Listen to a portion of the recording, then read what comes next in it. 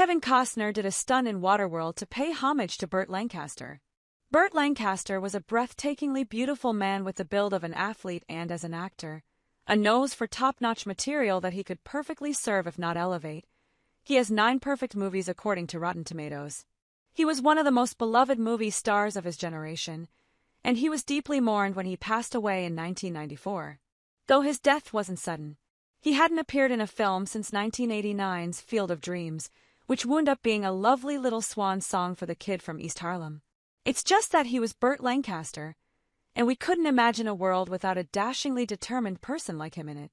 Lancaster's Field of Dreams co-star Kevin Costner was quite taken with the leading man when they shot their 2 scenes together.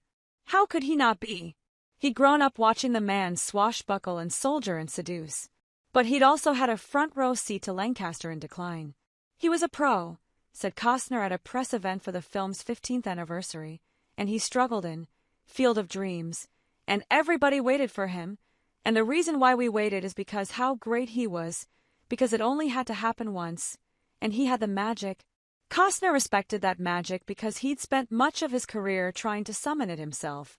According to Costner, I have a fondness for Lancaster, because he's obviously a physical actor and that's been a lot of my stock in trade. When Lancaster died, Costner was shooting the mega-budget adventure, Waterworld. That was a tough shoot for a myriad of reasons. But in the midst of holding the set together, Costner found a way to pay tribute to the star. At the Field of Dreams press event, Costner revealed that he performed a stunt that harkened back to Lancaster's work in films like The Flame and the Arrow and The Crimson Pirate. In Waterworld, said Costner, there's a moment where I hang off the side of the ship and it's an athletic move, something a gymnast would do, and I did that for Burt. We'd lost him, and it was in homage to him. Costner does lots of wild stuff on that trimaran throughout Waterworld, but I think the moment he's referencing arrives in the first 10 minutes, when he raises the sail on the ship and chases down the scavenger who stole his fruit.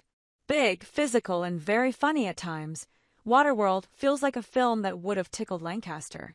Maybe he would have also dug the awesome Universal stunt show that's still operating at Universal Studios Hollywood, Japan, Singapore, and Beijing.